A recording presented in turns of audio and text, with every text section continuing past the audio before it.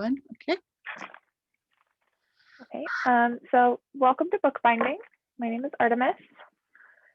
And yeah, so if you have any questions, please feel free to type up or type in the chat.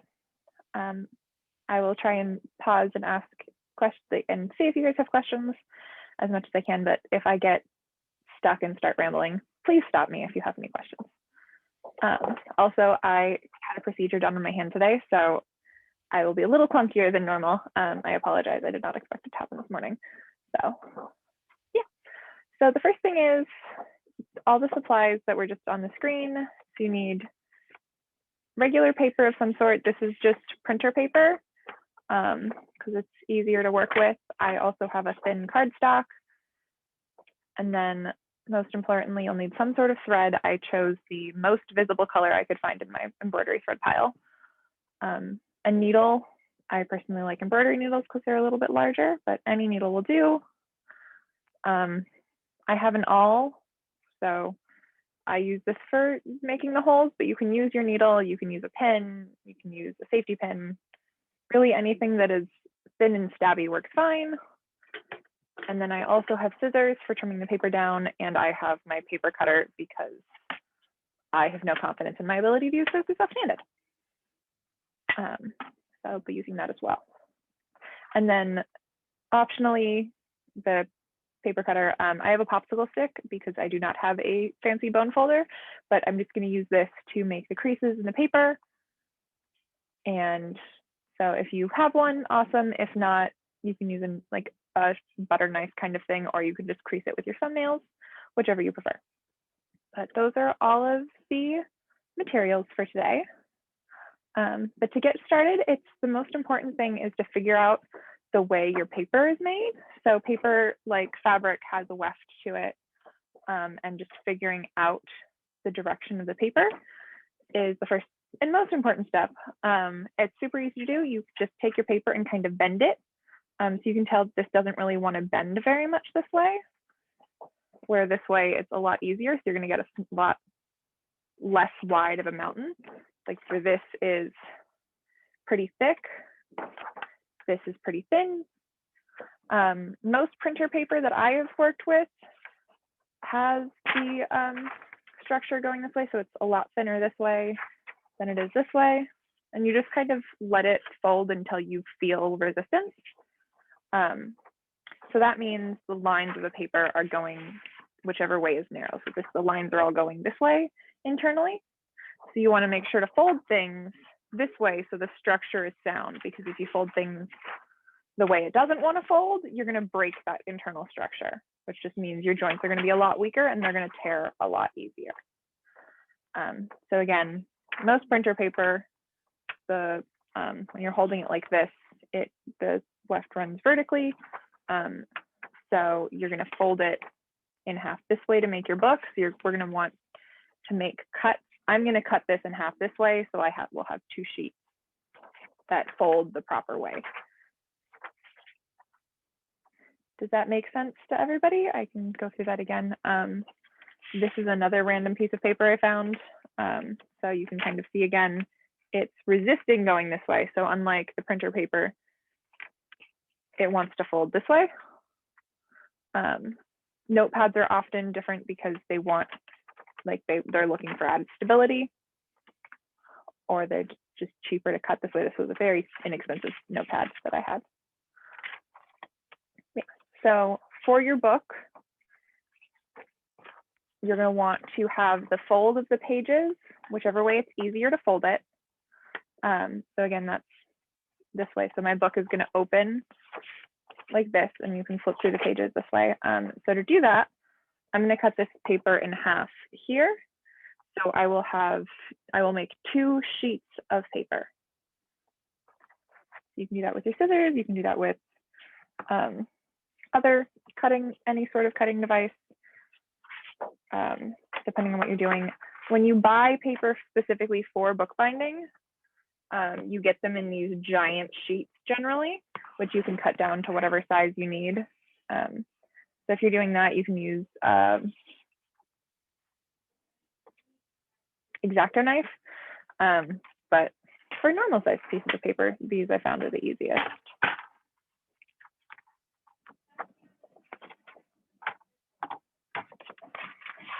I'm just going to cut this in half. Generally, an easy amount of paper to start with is 5 sheets, which you'll fold in to form a signature. So a signature, if you've ever found like held a book that's been bound that you can like see the stitching inside, a signature is one signature. You sew each book by the signature. So you sew each signature individually and then you sew them together.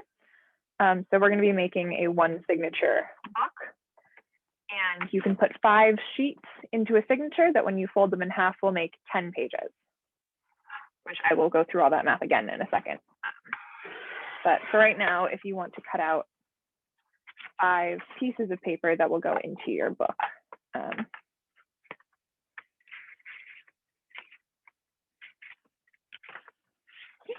I took 3 regular size printer papers, cut them in half. Now I have 5 pages. This will form up 1 signature when I fold it in half. Sorry, this makes 5 sheets, which will make 10 pages in 1 signature. You can have more pages than that if you'd like. I'm going to stick to 5 just because it's going to be easier on my wrist. But you can put as many as your thread can hold, essentially. The more sheets you do, the more pages you want, the more pages you will get.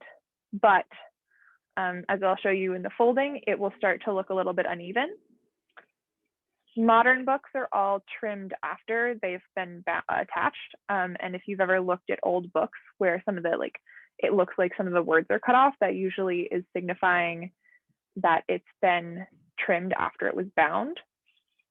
Because what you'll notice is when you're putting these together, the paper that's on the inside where you're sewing is going to stick out farther than the paper that's on the outside fold. But does everybody have their pages cut down to what they want it to be? Cool.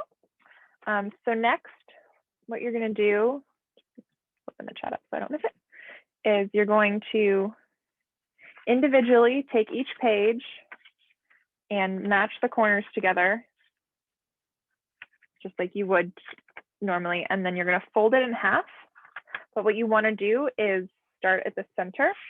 So it'll kind of look like this on your page, or you'll start here and you're going to press outward. And I'm going to attempt to do this so you can see my hands. Yeah. So you're going to start in the center here, and then you're going to press outward, and that'll give you a really clean line. Again, you want to match up the corners first, press the middle and put it outward.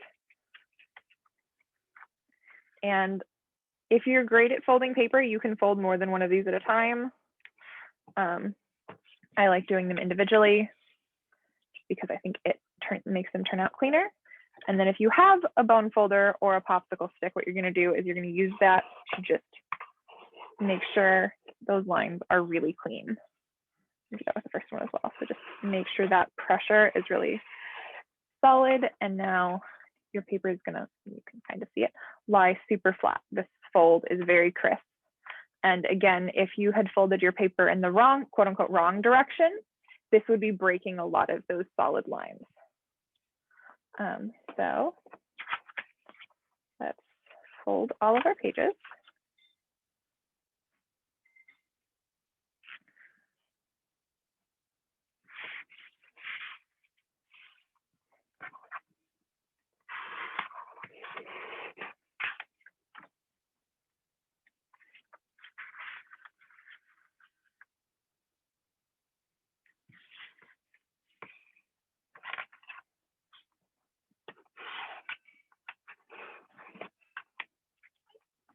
And one more.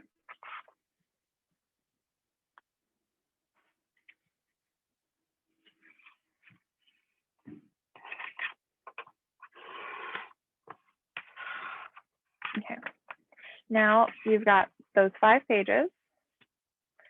And what you're going to do is you're just going to put them one inside the other and make sure the edges all match up.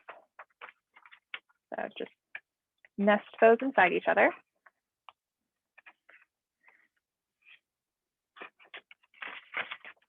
Now,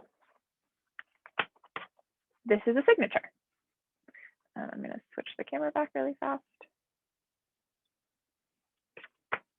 There we go. So this is a signature. When you're binding books, you can have multiple signatures go into a book. For my final project, I think I had 8 signatures in the book that I bound for the class.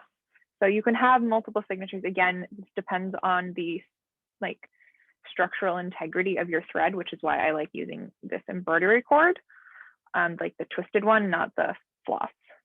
But what you can also tell is you cannot see that at all in this camera. I will go back to the other camera. So when I was saying that the more paper you get, you should be kind of able to tell. This is the edge of the outside piece of paper where the innermost piece of paper sticks out farther. You can kind of see it if I do that.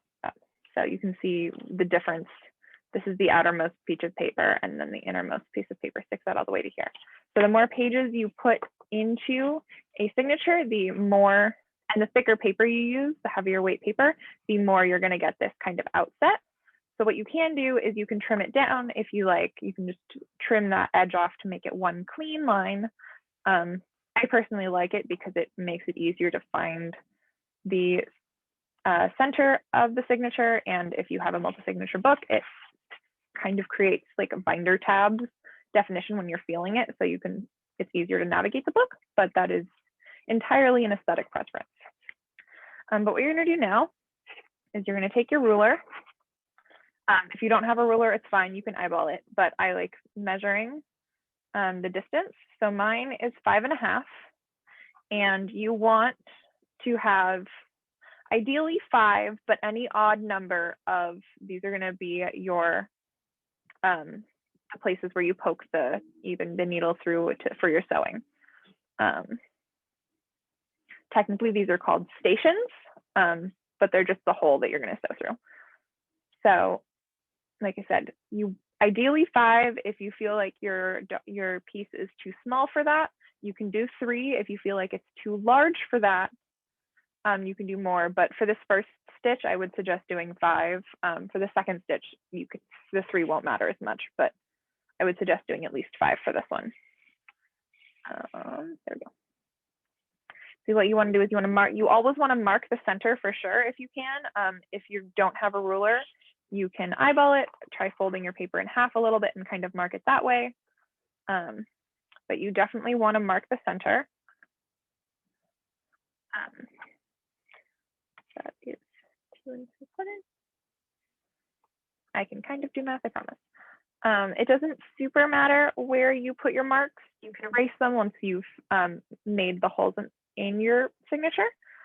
But a good rule of thumb is to just do them like in the center and then kind of quarter it between that.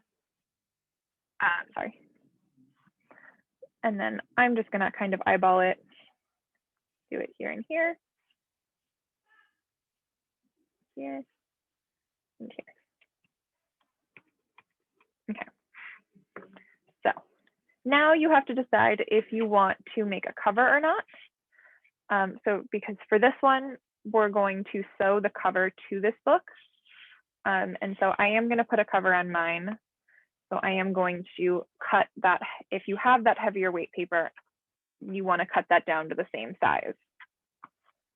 Again, you do not have to. It is completely optional. I'm mostly doing it so it's easier for you to see when I'm sewing from the outside of the book to the inside of the book. So since the outside of the book will be pink.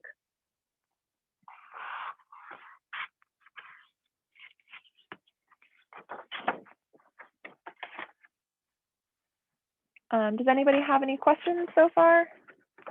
I know I've been going kind of quickly. So like I said, please feel free to stop me if you have any questions.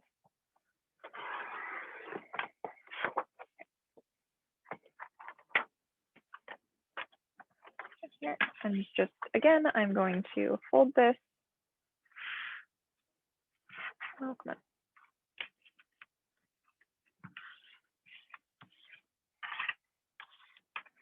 hold this as a bone folder. And I don't know if you could see it when I folded it earlier, but when I folded it the opposite way that it wanted to, I got a lot of wrinkles in the cardstock. But when I folded it this way, it was there we go, a very clean line. It's a lot easier to fold things in the way that the grain wants it to go.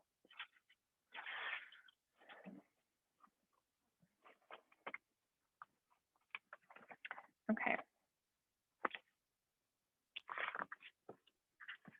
Fix this mark really fast. It looks more even. And then I am going to grab a mat. If you have some sort of cardboard, you can put that under just to protect your desk. Okay. My like X-Acto mat here, just because I will stab through to my desk and then worry at it for the rest of my life, or the desk's life, I guess. So what I'm doing is putting it this way on the mat, and then you can take your awl or your pin, and I suggest starting in the center one, and you're just going to put it into that mark. And since I'm on a mat, I can just press through. But if you're working without a mat, what you can do, and what we did in class a lot, was again, make sure this is lined up. Sorry, my brace knocked it out of place. And then put that here and kind of use your fingers to press the paper closed around it and wiggle until it makes it through the paper. And so don't worry if you're not getting your stitches exactly in the binding. You are going to, these are just guides for your needle, so the stitches are generally going to widen when you pull the thread through, because the thread is going to be thicker than whatever you're stabbing your paper with. But another thing you can do is if you are using pins, you can put pins through the holes you've already punched. And that will help hold it in place and it won't move around as easily. Why there is a boatload of thread on that pin, I have no idea. You do not have to do this. It's just helping me hold it in place as I knock it with my brace. Yeah. These holes don't have to be very large. These are just to help guide your needle when you're sewing, because it's a lot easier if you have someplace to start than if you're trying to make these holes while you're sewing. Though it is possible, if you do this regularly and want to skip this step, you can. It's just puts a little bit more force on the needle you're using and your fingers. Okay, is anybody having any trouble getting the stations into their paper? And again, sometimes it will look like, as well as focuses. Okay, you can kind of see there's a dark dot there. There we go. So that dot is actually where I put the signature, because it's really hard to get them on the edge. Just some people swear doing it from the outside in is easier. Some people swear from doing it from the inside out. It is just how your hands work and what is easiest for you. But again, don't worry if it's a little bit off. We will be correcting a lot of that when we actually sew. Okay, move that out of the way. Okay, and then does everybody know how to thread a needle?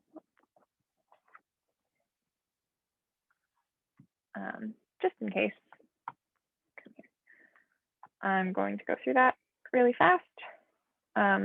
What you want to do is take out thread.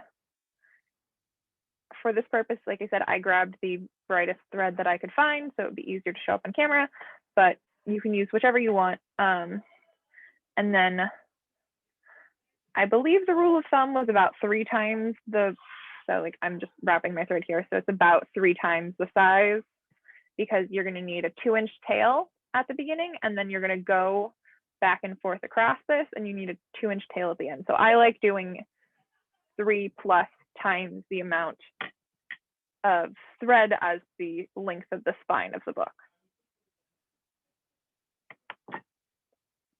Okay, so I trimmed my thread. Now I'm going to thread the needle, and again, you're going to leave a tail, so you do not actually have to knot this thread. So do not put a knot in it. You're just going to put it through the eye of the needle.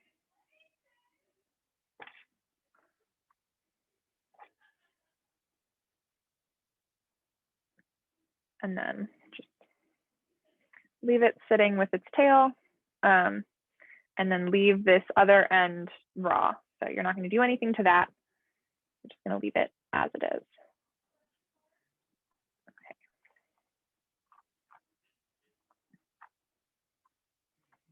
Okay. So what you're going to do is you're going to start on the inside of your signature.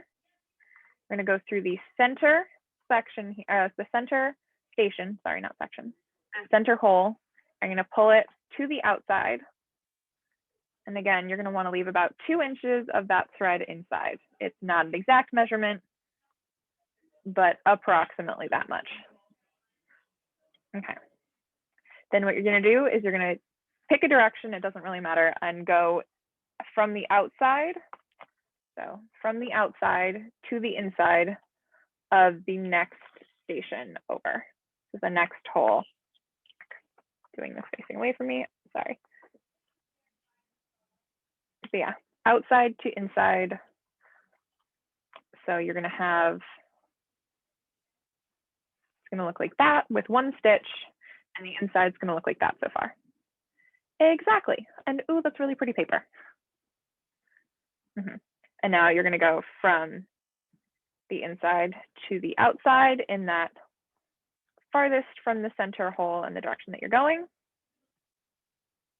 I say as I pull the thread out of my needle. So 1 second, I need to rethread this.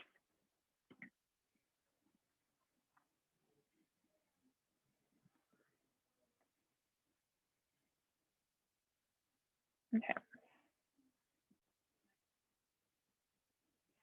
Okay. All right. So now you're on the outside, and what you're going to do, and this is a little bit more challenging, but you're going to go back through this hole, but you have to make sure not to catch this thread. Basically, don't sew through this thread that you've already sewn. So one trick is if you pull this thread that's on the inside taut this way. So this is my center. I'm pulling this thread toward the center so it's out of the way. And then I'm going to make sure to sew through the outer side of this hole. See if you can look like here is, so I'm sewing from this side and making sure to come through the outer edge of the hole. And then once that needle's in, I can pull this thread taut again. Okay. So now it should look like this on the inside and like this on the outside. So you've stitched through half of the book. And then now what you're going to do is you're going to go across and not go through this center hole, but the first farther one out that you have not yet sewn through. And you're going to go from the inside into the outside. And it'll look like this. So this is the stitch we just did. And you're going to skip that middle hole and go to the next station to the outside. The back of your book will look like this.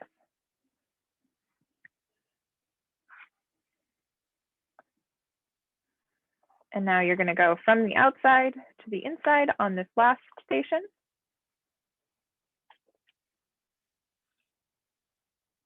And so the outside of your book will look like this. And the inside of your book will look like this. Does anybody have any questions so far?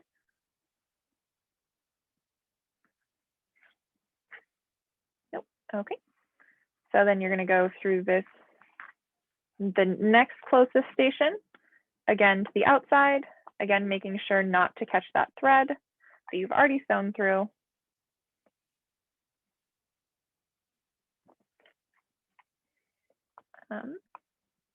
So now looks like this on the outside with your thread coming out, and this on the inside, a solid line of stitches with this one still hanging loose right there, a little bit loose. And through this process, you want to kind of make sure that your thread is staying taut Like you want to have enough tension on it that it'll bounce back into place when you move it. So this is what's going to hold your pages in place. And then from the outside, you're going to go through that center hole again. Again, being careful to make sure you're not sewing through the thread that's already there. Okay.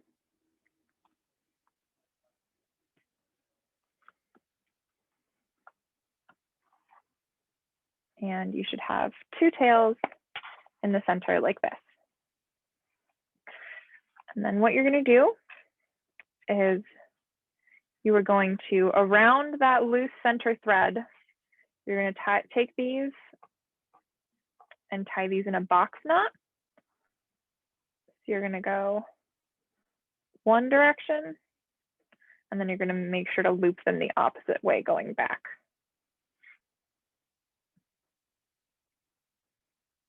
And just as long as you tie the knot around that thread, so it is now caught on that center stitch. I personally like then taking my threads and going and tying them around the threads going this way. I think it just makes it a little bit more secure, and it makes the largeness of that center knot a little bit less shocking. It just kind of gradually decreases the thickness. That is completely optional, and you do not have to do that. So if you do not want to do that, you can trim your threads. But like I said, I like doing about 2 knots around the edge.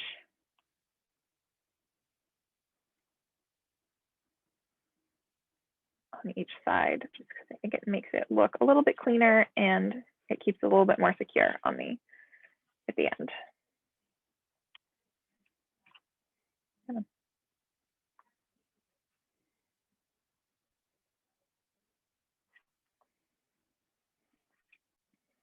Okay, how is everyone's looking for the people who have cameras on? If you want to share, you do not have to. Oh, that looks really good. Nice. Those stitches look really clean. Okay.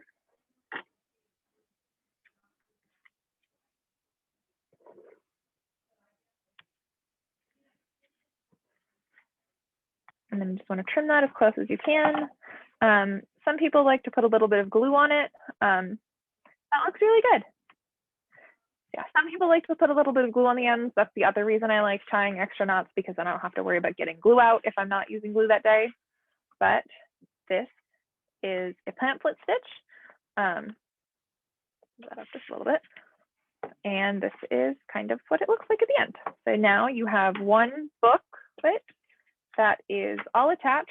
All your pages are going to stay firmly attached.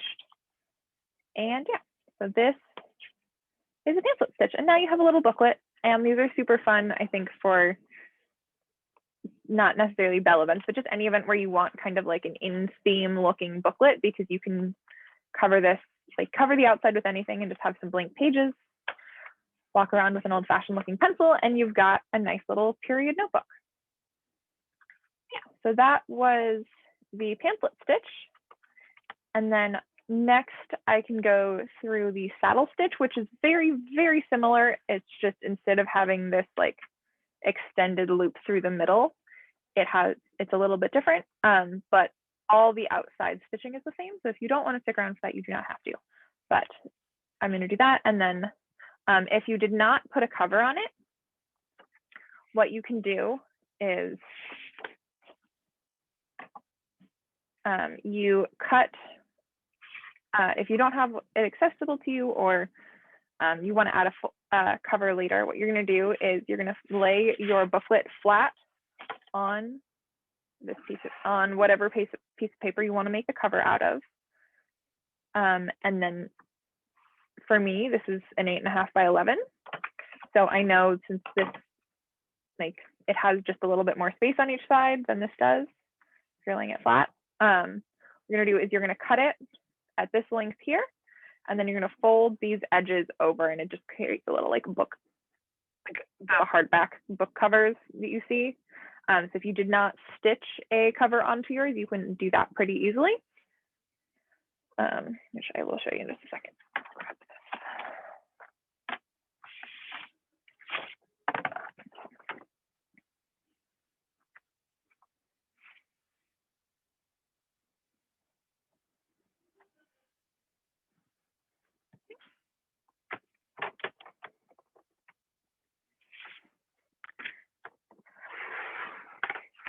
And then additionally, if you were unhappy with how the pages were sticking out at this point, so see how they're sticking out past the pink cover, you can trim them down, which the easiest way I've found is just to lay it down on a cutting mat and take an X-Acto across it.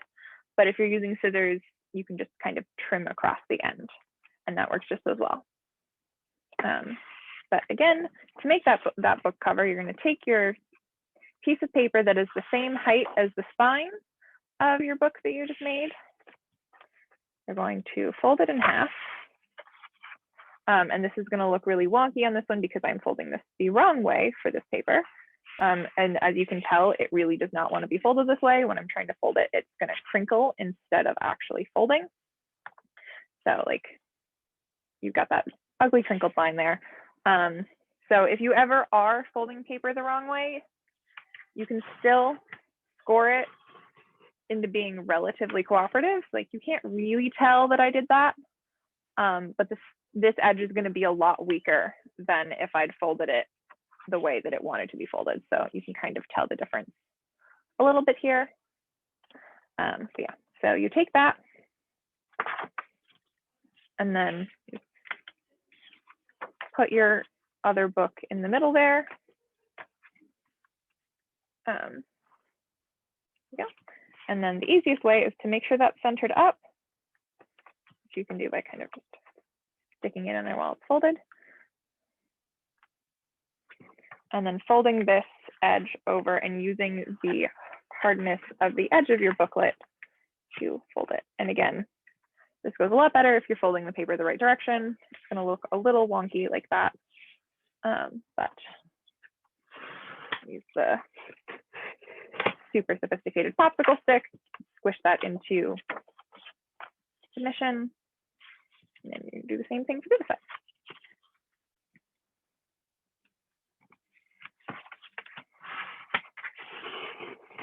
And now, if you did not sew one on, you have a cute little cover to protect your booklet, and you just put your outer page into that, and it'll stay. Like if you pull it, it'll obviously come off, but it'll stay like this pretty easily. And now you've got a cover on it. And if you really want to get advanced, you can glue this page here, or you can glue this piece and fold it down, and that'll get your booklet to stay in the cover. If you do that, make sure to use a PVA glue, which a white tacky glue will hurt the book the least, because the more moisture in your glue, the more upset your paper is going to be about you gluing it. So if you do glue it in, make sure to use as little as it can stand with PVA glue, and then you're going to put wax paper around the glue to make sure it doesn't stick to anything, and put it under a book or some other heavy flat object to weight it until it dries. Yeah. And now you have a little pamphlet stitch booklet. It is 6:38. Okay. Yeah, there's time still to go over the other one. As I said, the saddle stitch is very, very similar. Again, you're going to want to use something that has an odd number of structures to it. Sorry, that was a lot of talking in a row. So yeah, again, I'm going to make one the exact same size. I'm going to take my printer paper and fold it in half the way that the paper wants to get folded.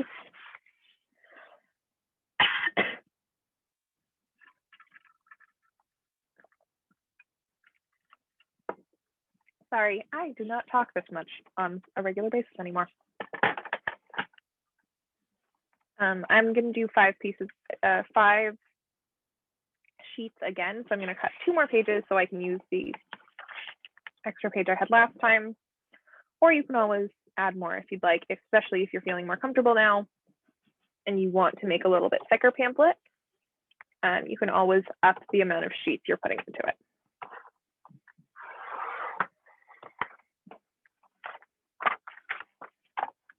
Does anybody have any questions so far? Like I said, I'm going to go through a very, very similar process this time. So the reason I decided to teach these 2 was so it would be, you'd get kind of repetition, but also kind of get 2 stitches out of it. So you're welcome to watch each time. Yeah, again, I'm just going to mash up the corners of each sheet and fold those.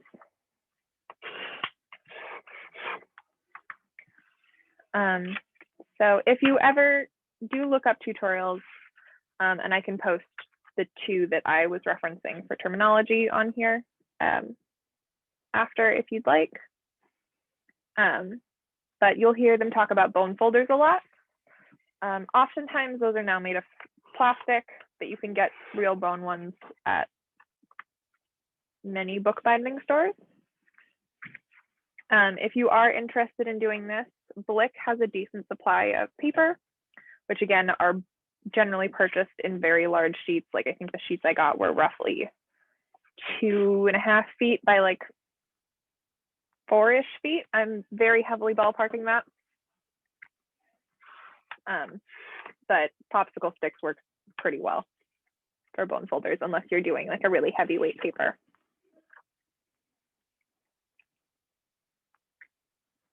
You can also use like wrapping paper remnants for covers. Those work really well. A couple of the people in the class I took did that. The class I took was back at the beginning of quarantine when everyone was not supposed to leave their houses still. And it was very much we found things to work with. Like I think I wrapped a couple of the books we did for that class in like the packing paper Amazon gives you. That also makes a great cover. Yeah. So again, I'm going to just nest all of these sheets.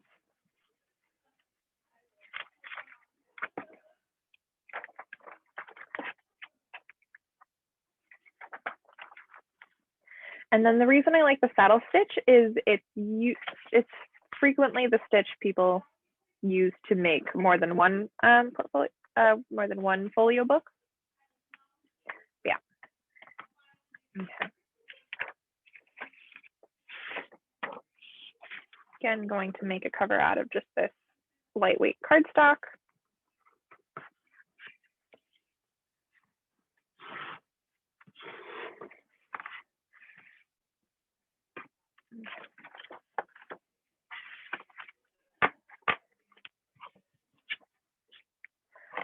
And then additionally, if you don't want to use paper for your cover, you can use leather. You can use fabric. I think the weirdest thing that I've ever done was I made a suede cover, just like some really cheap suede I had from Joann's left over from a project. That was fine.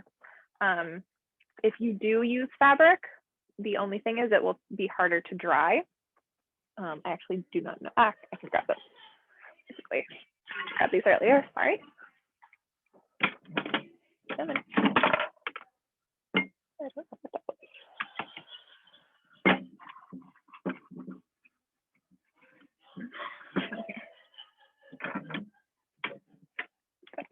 Sorry, I have no idea what fell, but you can use fabric. This is kind of what it'll look like if you glue it to a board. So it does work. It just needs to be work a little bit differently with the glue, and then I can show you a couple other finished projects at the end. So I need this. Again, we are going to mark, I would suggest 5. You can do 3 or 7, any odd number of signatures inside this. And I'm just going to eyeball them this time.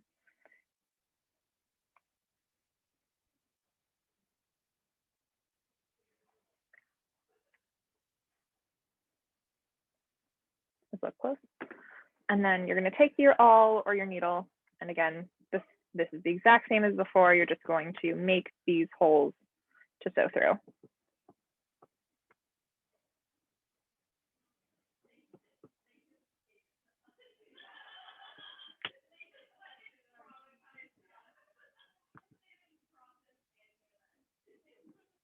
Okay.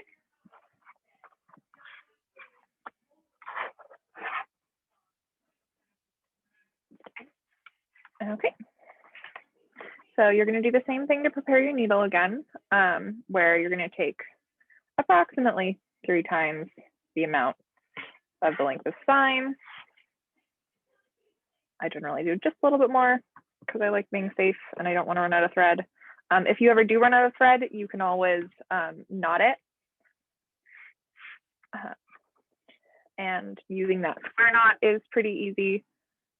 And then again, if I do run out of thread, like I said, when I was binding multiple signatures, I suggest tying knots on either side of it just to give it that extra stability and kind of gradually change the thickness. And so it's not just one large knot.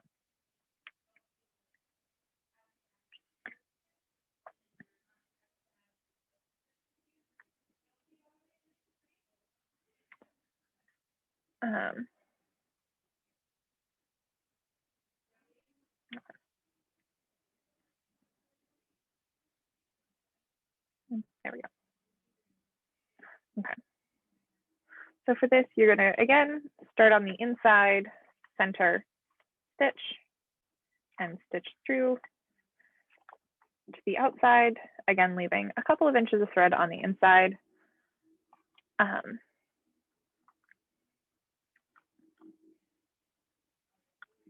And then you're going to go from the outside, again, picking a direction to the next closest stitch.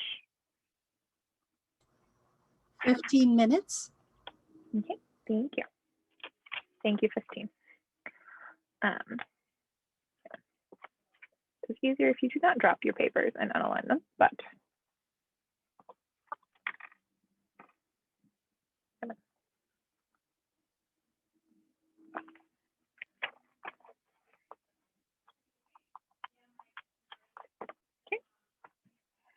I'm going to come back in through this way from the inside to the outside of the outermost structure. I'm going to go back in to the next one, again, making sure not to sew through the thread that you've already sewn with.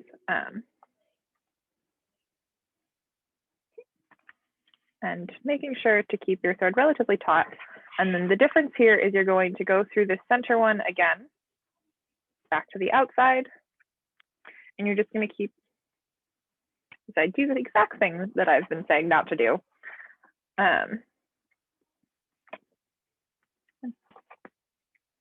So you're going to keep just going in and out in kind of this figure 8 pattern as you go in and then out again and loop back. And make sure, as I said, to keep all your thread taut. And now what you're going to do, this is the kind of weird part. You're going to go through this last, you're going to go to the outside of the center one. And now you're going to figure out where kind of the tension is here. So make sure to keep this pretty taut. And what you're going to do is you're going to take your needle and make sure you're coming from the direction that you can pull. So this pulling on this pulls the center thread here, and the tail on the inside. And so you're going to sew through this and make a knot.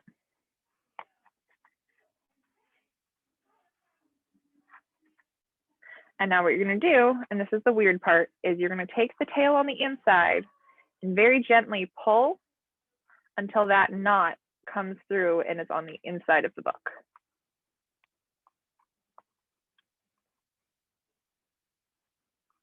It's gonna make this inner loop just a little looser, but it's gonna make sure that this outside is very flat.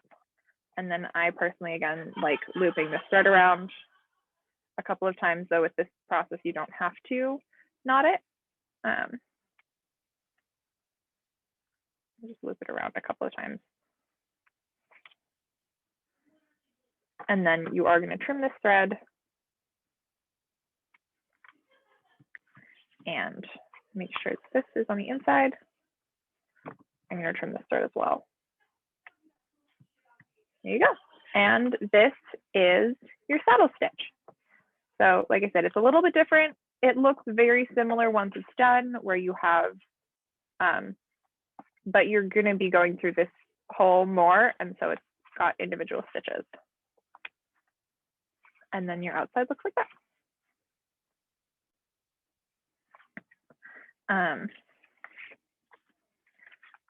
Does anybody have any questions about that? Okay, I think I missed something because I ended up with a tail on the outside and my tail from the inside. Yes. Okay. So the last step is on the outside. What you're going to do is you're going to, on the thread that is connected to the inside tail, so whichever direction that is, you're going to use your needle side to tie a knot at the base closest to the hole here around the thread that's connected to the inside. Right. Once that knot is tied, you're going to pull the tail that's on the inside gently until that knot slips to the inside of the book. I do not understand why you have to do it in this order of operations, but this is the way that the bookbinding world has decided is canon. So once you have that knot pulled to the inside, you can snip your threads. If you do pull it through and the outside tail comes back in, you can tie it around the inside, which is what I'll do sometimes as well. It just depends on how cooperative that outside tail is. And then just trim your threads down. And yeah. Gotcha. Thank you. And as always, you can put a little bit of glue on it to make sure that knot stays, but that's personal preference and the slipperiness of your thread. Yeah. Excellent. So now you have up to two little, one saddle stitch and one pamphlet stitch booklets that you can put a cover on if you want. If you are interested in bookbinding, I grabbed a couple of examples. There are a bunch of other ways, like this is kind of like the zine format most people use. So I'm gonna actually switch back to the regular camera. All right, so this is kind of the zine format that people use. To make a zine, you can just cut that center line there. And now you've got a little booklet. That is also from the zine format. This was the pamphlet stitch. So this is what it looks like if you sew that cover on and then you add an additional cover for, I realize I'm going to get a camera, for the booklet. So it looks kind of like this and it'll stay on. Like art pad paper also works great for covers. It's a little bit stiffer and usually is going the same grain that you want it to. There's also accordion fold books, which is taking long folds of paper.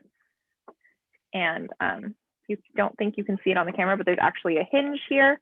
So this is two separate pieces of paper that I attached to each other. I just used Scotch tape because that was what I had at the time, but you can make a hinge out of paper.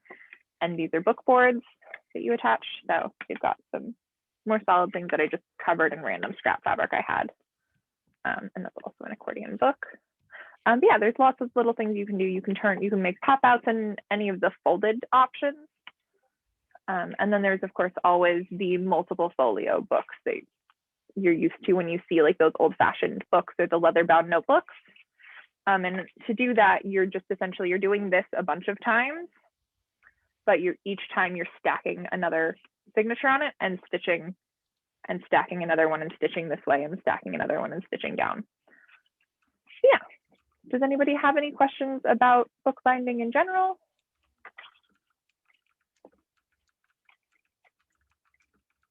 No? Okay. I know I went through that second one kind of fast, but that was what I had planned for today. I can again post the 2 tutorials that I pulled up just as a kind of guideline. Yeah. Go ahead and put those in the chat, and I will copy those into the Arts and Sciences channel on the BFTR Discord.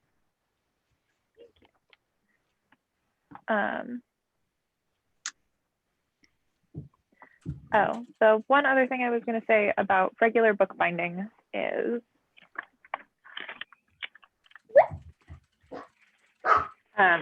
so when I mentioned book boards, you can use like this was obviously an Amazon shipping box of some kind, but normal cardboard has like those gaps in it. So it looks kind of hollow in the middle. This is also regular cardboard. Where did I? There we go.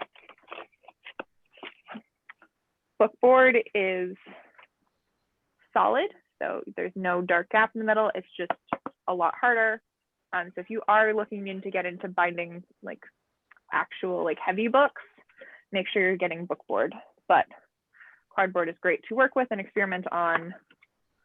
And yeah, there are lots of tutorials. So if anybody's interested in doing more bookbinding stuff, I can send you more tutorials that I got from my class that I can share as well if you're interested in learning more. Excellent. Yeah. Thank you, Artemis. This has been basic bookbinding with Artemis. If you have any more questions, please hop on over to the BFTR Discord and into the Arts and Sciences channel. Coming up next, I will be teaching a class which is taking measurements for pattern drafting. I am Journeyman Alina, and that will be starting at 7 o'clock. See you then. Thanks, Artemis. That was really cool. Thanks for joining.